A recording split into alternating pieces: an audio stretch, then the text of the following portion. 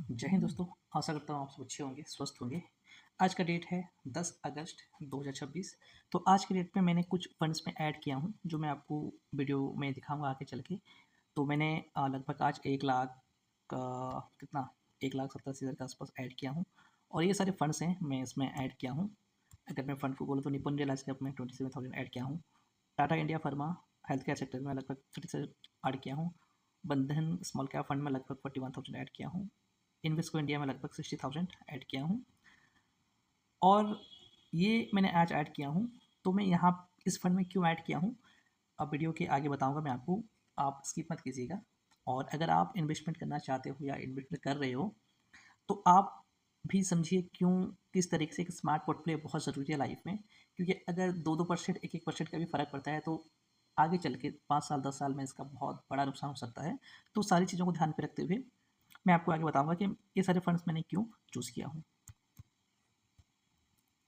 जैसे आप देख पा रहे हो कि Nippon India large cap fund and growth, ये पिछले 3 साल में लगभग 13% के आसपास रिटर्न दे रहा है। और अगर बात करें इन्वेस्टमेंट का, तो यहाँ पे मेरा लगभग 46,779,000 इन्वेस्टेड ऑलरेडी है। तो आज के इन्वेस्ट को छोड़ के, क्योंकि ये कल रिफ्लेक्ट होगा आज का इन्वेस्टमेंट, तो अब जो करंट वैल्यू है वो लगभग 50,000 रुपये। जो अगर बात करें इन टर्म्स ऑफ परसेंटेज, तो 8.61% का प्रॉफिट है मेरा इस फंड में, जो लगभग 4,026 रुपये है। क्या अमाउंट है वो इम्पोर्टेंट नहीं है, कितना परसेंट है वो इम्पोर्टेंट है। अगर 8% हम एक्सपेक्ट कर सकते हैं, तो इसके लिए मैंने यहाँ पे इन्वेस्ट किया हूँ। और अगर बात करोगे, ये तो 5 स्टार है। और अगर हम देखेंगे कि होल्डिंग जो है, ये काफ़ी अच्छा खासा होल्डिंग किया है। एचडीएफसी बैंक हो गया, आईसीआईसी बैंक हो गया, एक्सिस बैंक हो गया, रिलायंस इंडस्ट्री हो गया। ये लार्ज कैप है, तो काफ़ी अच्छा खासा इसका बड़ी बड़ी कंपनी में इसका इन्वेस्टमेंट है। काफ़ी स्टेबल कह सकते हैं इसमें।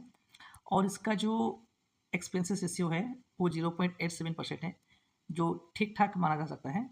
अगर आप, और इसका एग्जिट लोड भी नहीं होता है। अगर आप 7 दिन के बाद इसको आप ये करते हो, रिडीम करते हो, तो उसमें एग्जिट लोड लगता नहीं है। अगर 7 दिन से पहले करते हो तो आपको 1% लगता है। तो ये मुझे ठीक लगा, इसके लिए मैंने इसमें ऐड किया हूँ। और अगर हम बात करें Tata India pharma health care fund का, तो ये लगभग 20% दिया है पिछले 3 साल से। एनुअल रिटर्न काफ़ी बढ़िया माना जाता है। और अगर मैं बात करूँ, तो जो इन्वेस्टमेंट अमाउंट है मेरा 19,000-20,000 के आसपास है, जो प्रॉफिट अभी 23,000 है।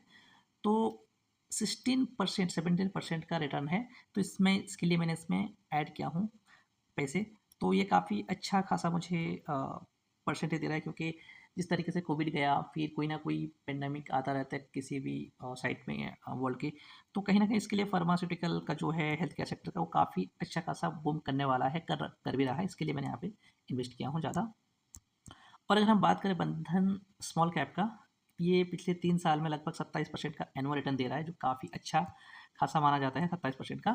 तो और अगर हम बात करें इसका इन्वेस्टमेंट का, तो 56,000 के आसपास इन्वेस्टमेंट है।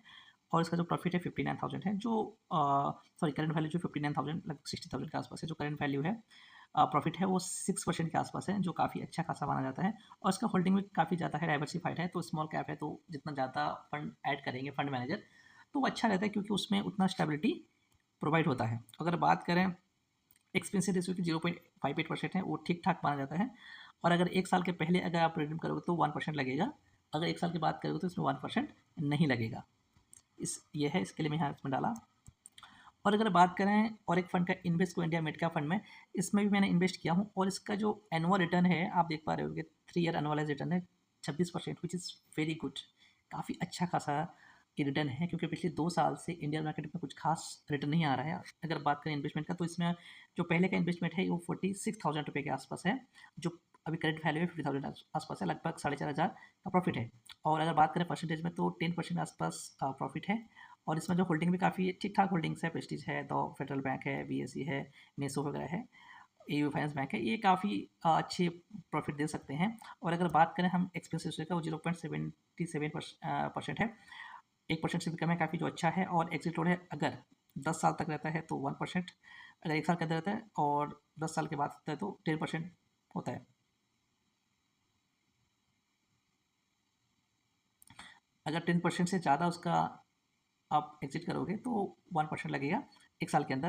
अगर आप 1 साल के बाद आप रिडीम करते हो तो इसमें कुछ नहीं आए लगेगा। ये है इन्वेस्टमेंट आज का जो मैंने एक्स्ट्रा फंड ऐड किया हूँ। और अगर बात करें तो मेरे इन्वेस्टमेंट का, तो जैसे आप देख पा रहे हो कि 15,60,000 के आसपास इन्वेस्टमेंट है इंडियन मार्केट में। जो अभी प्रॉफिट चला है लगभग 1,10,000 के आसपास प्रॉफिट चल रहा है, विच इज़ वेरी डिसेंट, मैं कहूँगा, क्योंकि 7% के आसपास का रिटर्न है। तो मेरे हिसाब से तो मुझे अच्छा लग रहा है। ये है मेरा स्ट्रैटेजी जिसमें डाला हूँ। अगर आपको वीडियो पसंद आती है तो प्लीज़ लाइक कीजिए, शेयर कीजिए, सब्सक्राइब कीजिए। चलो मिलते हैं कल के अपडेट के साथ, कल के वीडियो के साथ। Thank you very much.